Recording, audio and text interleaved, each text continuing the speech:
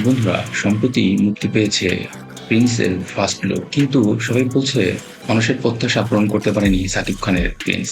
কিন্তু কেন, সেই নিয়ে আজকে আলোচনা করব।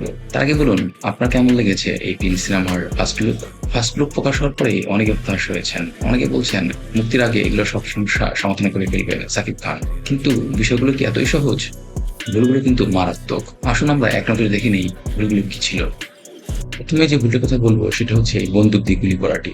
বন্দুকটা দেখেই মনে হচ্ছে এটি একটি খেলনা বন্দুক এবং সাকিব খান ধরে আছেন উপরের দিকে, আর গুলি লাগছে নিচের দিকে বাসায়। দেখুন, লক্ষ্য করে তিনি ধরে আছেন কিন্তু একদম উপরের দিকে, কিন্তু বন্দুকের গুলিটা লাগছে একদম নিচের দিকে বাসার দিকে। এটা কিন্তু একদম বেমানান লাগছে। বলিউড কিংবা হলিউডের নায়করা কিন্তু ডাম ইউজ করে বডি দেখানোর জন্য, যা একদমই অরিজিনাল না।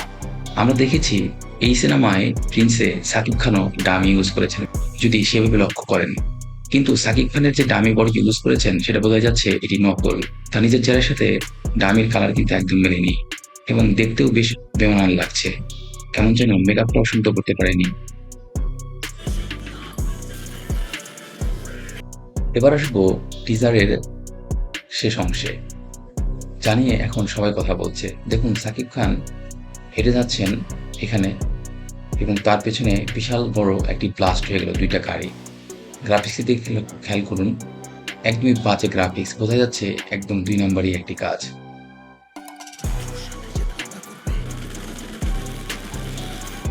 এবার একটু ভালোভাবে লক্ষ্য করুন সাকিব খানের চুলের দিকে। চুলটা কি একদম পারফেক্টলি মনে হচ্ছে?